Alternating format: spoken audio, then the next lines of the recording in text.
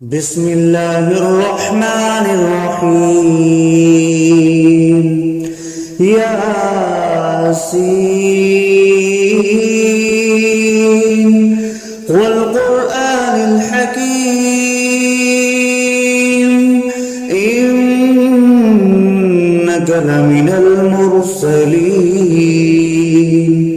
على صراط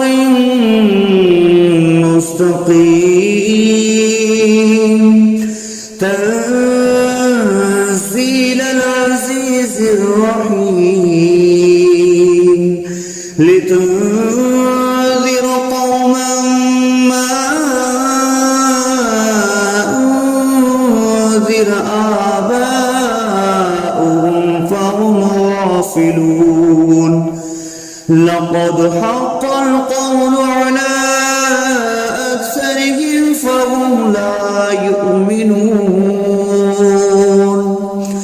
إنا جعلنا في أعناقهم أغلالا فهي إلى الأذقان فهم مقمحون وجعلنا من بين أيديهم سدا ومن خلفهم سدا فأغشيناهم فهم لا يبصرون وسواء عليهم أأنذرتهم أم لم تنذرهم لا يؤمنون إنما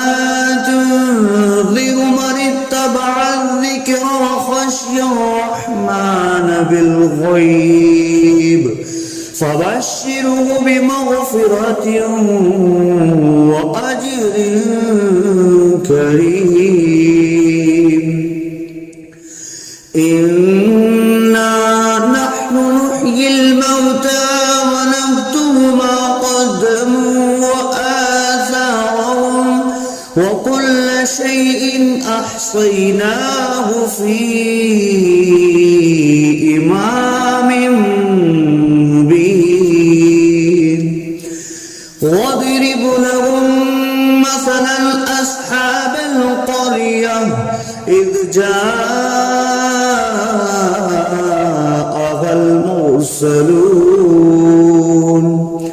إذ أرسلنا إليهم اثنين فكذبوهما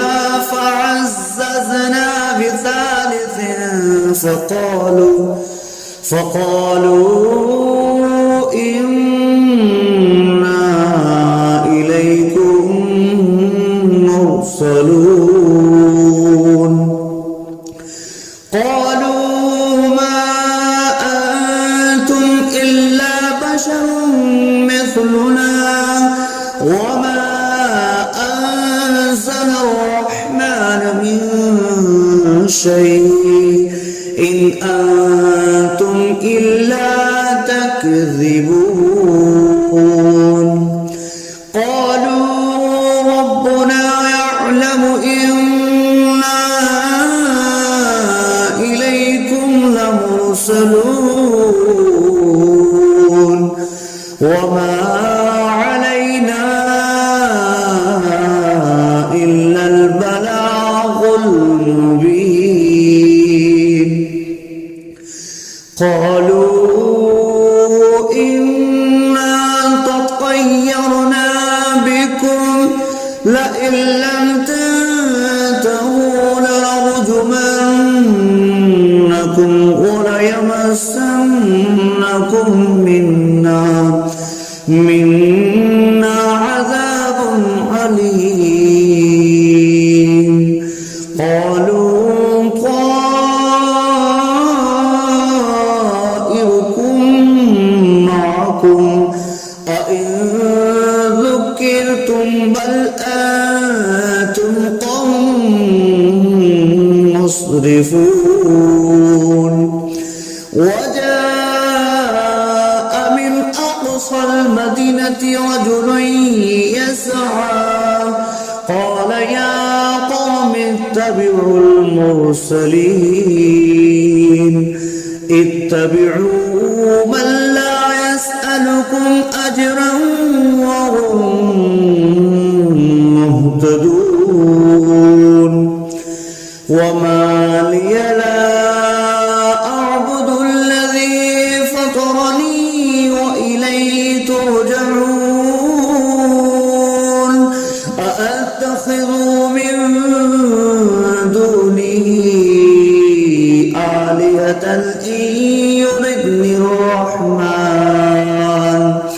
إن يردني الرحمن بضر لا تغن عني شفاعتهم شيئا ولا ينقذون إني إذا لفي ضلال مبين إني آمنت بربكم فاسمعون قيل ادخل الجنة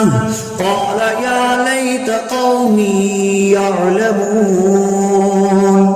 بما غفر لي ربي وجعلني من المكرمين وما أنزلنا على قومه من بعده من جند من السماء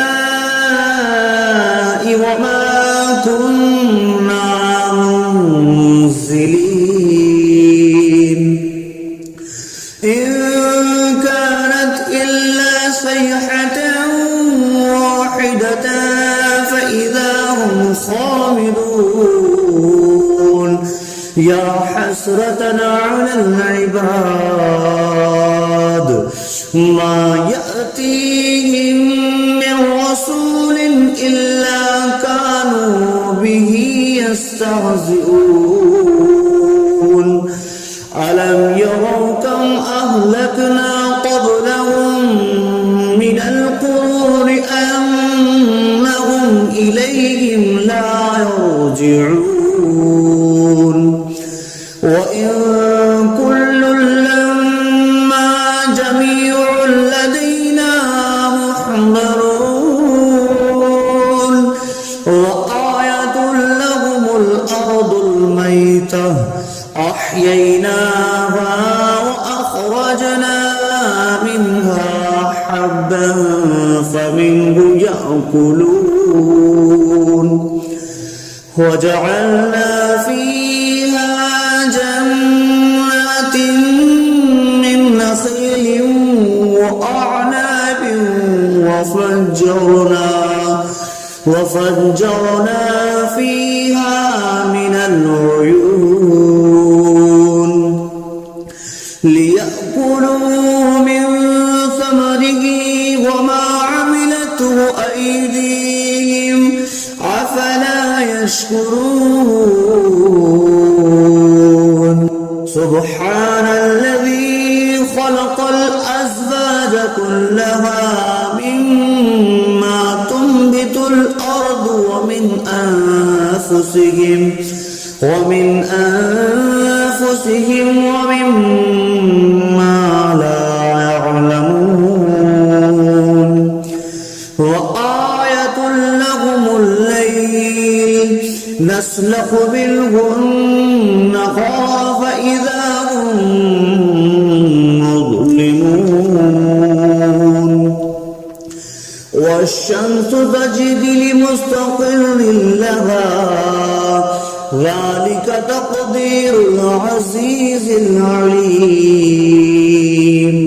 والقمر قدرناه منازل حتى عاد كالأرجون القديم لا الشمس ينبغي لها أن تدرك الكمال الليل سابق النهار وكل في فلق يسبحون وآية لهم أنا حملنا ذريتهم في الفلك المشحون وخلقنا لهم من مثله ما يركبون وإن نشأ نغرقهم فلا صريخ لهم ولا هم ينقذون إلا رحمة منا ومتاعا إلى حين وإذا قيل لهم اتقوا ما بين أيديكم وما خلفكم لعلكم ترحمون وما تأتيهم من آية من آيات ربهم إلا كانوا عنها معرضين وإذا قيل لهم أنفقوا مما رزقكم الله قال الذين كفروا للذين آمنوا أنطعم من لو يشاء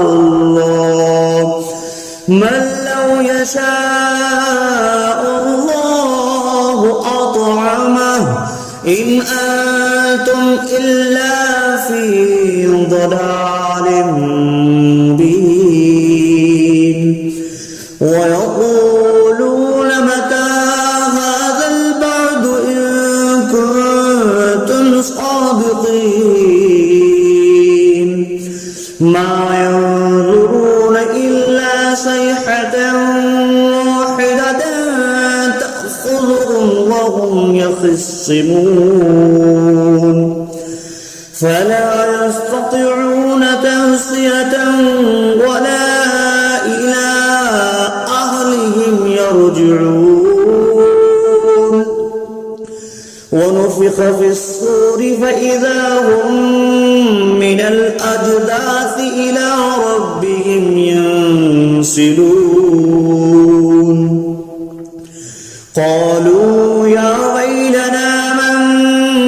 بعثنا من مرقدنا هذا ما وعد الرحمن وصدق المرسلون إن كانت إلا صيحة واحدة فإذا هم جميع لدينا محضرون فاليوم لا تظلم نفس شيئا ولا تجزون إلا ما كنتم تعملون إن أصحاب الجنة اليوم في شغل فاكهون هم وأزواجهم في ظلال على الأرائك متكئون لهم فيها فاكهة ولهم ما يدعون سلام قولا من رب رحيم وامتازوا اليوم أيها المجرمون ألم أعهد إليكم يا بني آدم ألا تعبدوا الشيطان إنه لكم عدو مبين وأن اعبدوني هذا صراط مستقيم ولقد أضل منكم جبلا كثيرا أولم تكونوا تعقلون هذه جهنم التي كنتم توعدون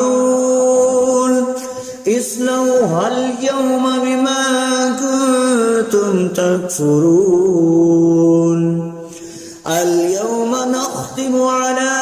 أفواههم وتكلمنا أيديهم وتشهد أرجلهم بما كانوا يكسبون ولو نشاء لطمسنا على أعينهم فاستبقوا الصراط فأنى يبصرون ولو نشاء لمسخناهم على مكانتهم فما استطاعوا مضيا ولا يرجعون ومن نعمره نكسه في الخلق أفلا يعقلون وما علمناه الشعر وما ينبغي له إن هو إلا ذكر وقرآن مبين لينذر من كان حيا ويحق القول على الكافرين أولم يروا أنا خلقنا لهم مما عملت أيدينا أنعاما فهم لها مالكون وظللناها لهم فمنها ركوبهم ومنها يأكلون ولهم فيها منافع ومشارب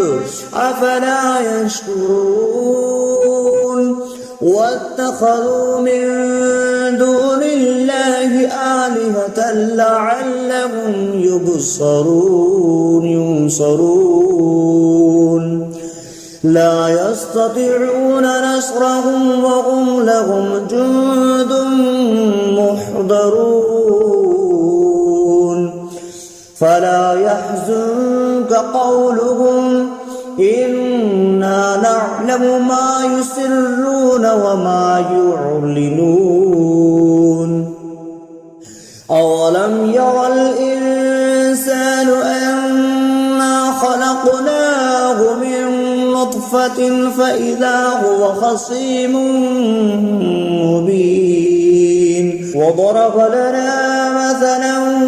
ونسي خلقه قال من يحيي العظام وهي رميم قل يحييها الذي أنشأها أول مرة وهو بكل خلق عليم الذي جعل لكم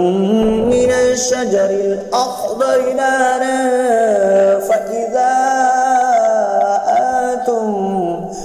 فإذا أنتم منه توقدون أوليس الذي خلق السماوات والأرض بقادر على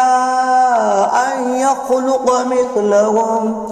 بلى وهو الخلاق العليم إنما أمره إذا أراد شيئا أن يقول له كن فيكون فسبحان الذي بيده ملكوت كل شيء وإليه ترجعون بسم الله الرحمن الرحيم الرحمن علم القرآن خلق الإنسان علمه البيان الشمس والقمر بحسبان والنجم والشجر يسجدان والسماء رفعها فوضع الميزان ألا تطغوا في الميزان وأقيموا الوزن بالقسط ولا تخسروا الميزان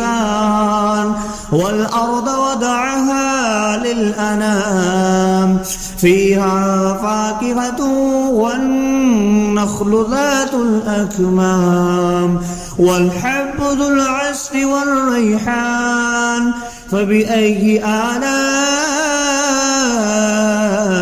ربكما تكذبان خلق الإنسان من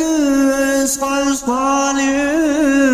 كالفخار وخلق الجان من مارج من نار فبأي آلاء ربكما تكذبان رب المشرقين ورب المغربين فبأي آلاء ربكما تكذبان مرج البحرين يلتقيان بينهما برزخ لا يبغيان فبأي آلاء ربكما تكذبان يخرج منهما اللؤلؤ والمرجان فبأي آلاء ربكما تكذبان وله الجوار المنشآت في البحر كالأعلام فبأي آلاء ربكما تكذبان كل من عليها فان ويبقى وجه ربك ذو الجلال والإكرام فبأي آلاء ربكما تكذبان يسأله ما في السماوات والأرض كل يوم هو في شأن فبأي آلاء ربكما تكذبان سنفرغ لكم أيها الثقلان فبأي آلاء ربكما تكذبان يا معشر الجن والإنس إن استطعتم أن تنفذوا من أقطار السماوات والأرض فانفذوا لا تنفذون إلا بسلطان فبأي آلاء ربكما تكذبان يرسل عليكما شواظ من نار ونحاس فلا تنتصران فبأي آلاء ربكما تكذبان فإذا انشقت السماء فكانت وردة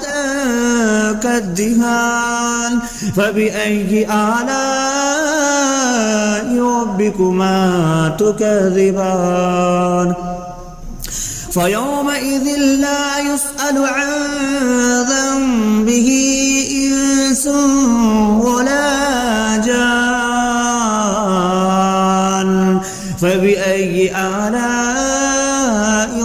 ربكما تكذبان يعرف المجرمون بسيماهم فيؤخذ بالنواسي والأقدام فبأي آلاء ربكما تكذبان هذه جهنم التي يكذب بها المجرمون يطوفون بينها وبين حميم آن فبأي آلاء ربكما تكذبان ولمن خاف مقام ربه جنتان فبأي آلاء ربكما تكذبان ذواتا أفنان فبأي آلاء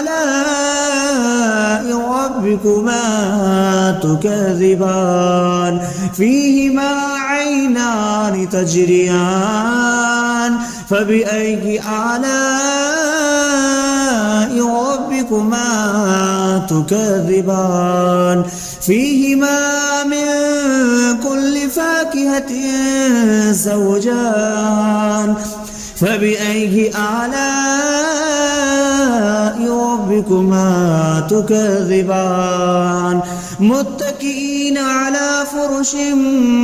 بطائنها من استبرق وجنى الجنتين دان فبأي آلاء ربكما تكذبان فيهن قاصرات الطرف لم يطمثهن إنس قبلهم ولا جان فبأي آلاء ربكما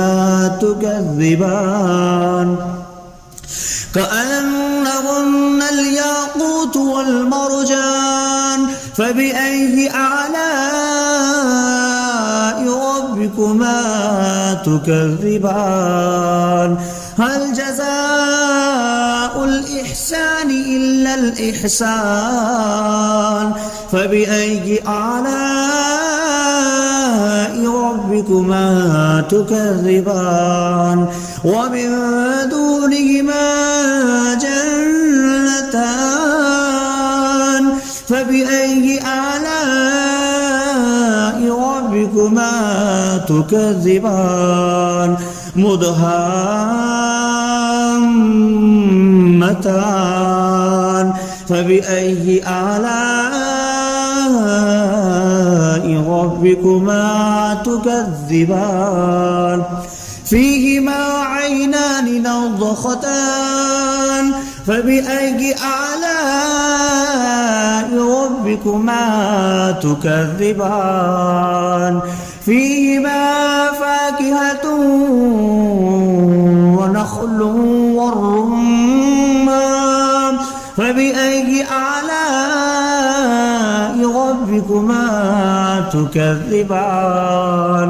فيهن خيرات حسان فبأي آلاء ربكما تكذبان حور مقصورات في الخيام فبأي آلاء ربكما تكذبان لم يطمثهن إنس قبلهم ولا جان فبأي آلاء ربكما تكذبان متكئين على رفرف خضر وعبقري حسان فبأي آلاء ربكما تكذبان تبارك اسم ربك ذي الجلال والإكرام.